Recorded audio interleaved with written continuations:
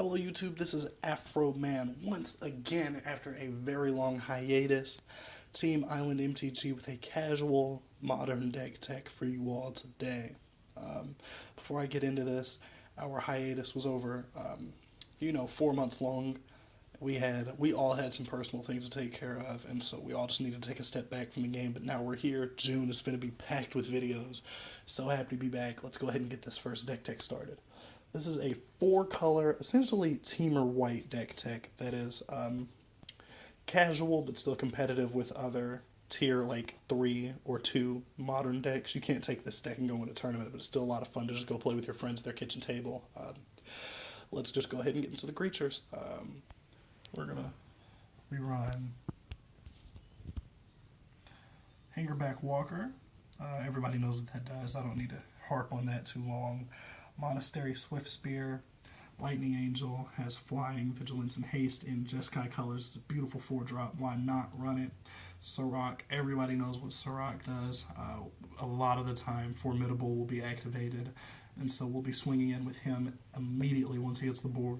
Storm Chaser Mage, which is essentially Monastery Swift Spear, but for 1 extra mana, you get flying and that extra point in toughness. We're going to run Umera Entangler, which, that's a flexible spot. You could probably put in another dragon or just something a little better right there, but I like the prowess for 2 mana, so that's why that's there. We've got Storm Breath and Thunderbreak, 2 of the baddest dragons on the planet, both in double red. This is essentially a mono red splash teamer deck. Splash Bant deck, not teamer. Yep, so it's like Bant red, but it's a mono red build with a bunch of other things added on. Anyway, our last 2 creatures in the main are Savage Knuckleblade and Beetleback Chief. Beetleback Chief is a 2/2 goblin and a dragon fodder.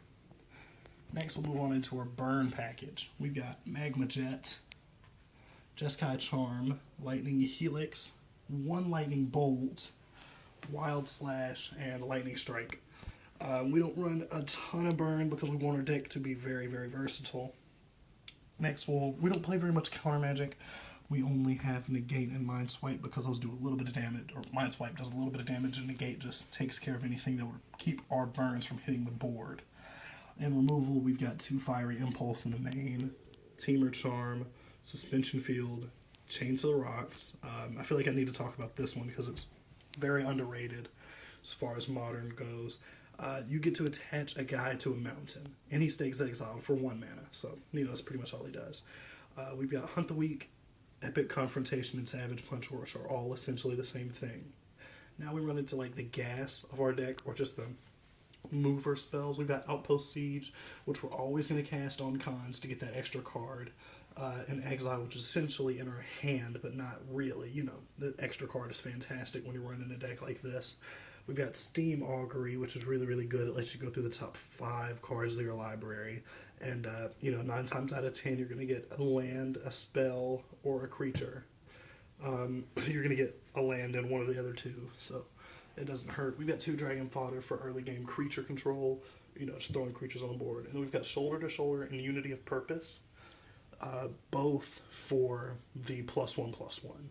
Unity of Purpose helps Hankerback because we can essentially up him twice in the same turn, but it's essentially for the plus bonus. Let's go ahead and move to the sideboard.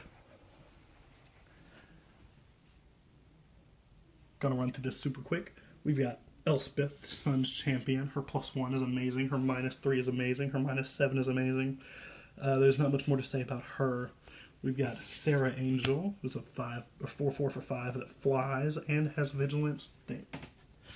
Celestial Flare is really just in the board for removal against a lower to the ground deck. Isolation Zone is Chained to the Rocks but with no mountain, and it's a lot more expensive. That's why it's in the board. You would really replace that with Silk Wrap or Pacifism or something of the sort. Isolation Zone is not the best way to go with that. Next, we're going to wipe the board with End Hostilities because End Hostilities is fantastic at what it does. So, we're just going to wipe the board with that. Searing Light, another low-to-the-ground removal spell. Elemental Uprising is really good because when we're playing decks that kind of match up well with us, we want to run things super early, get in a lot of early damage. So This would help us get in points so early. And that helps a lot, especially with a lot of the pump spells we have too. We've got Wild Slash. We already know what Wild Slash does. It's 2 for 1. It's fantastic. Sun Lance, board low to the ground removal. Brute Strength. It's Titan Strength, but 1 extra mana and trading Scry for Trample. So, fair enough. We've got another Mind Swipe in the board. We've got a Search of Righteousness in the board, which is, in the board because we don't know if that's actually going to work against our opponents. That's why a lot of this color-specific removal is over here. We've got Stoneforge Masterwork, which is an equipment for 1. It costs 2 to equip, and target creature gets +1/+1 for every creature on the board on our side that shares a creature type with it. You would either choose human, or you would choose dragon, or goblin. So that would, at the most, be a +4/+4, which is fantastic. And then we've got another copy of Jeskai and Tamer Charm in the board. Let's get into the mana base.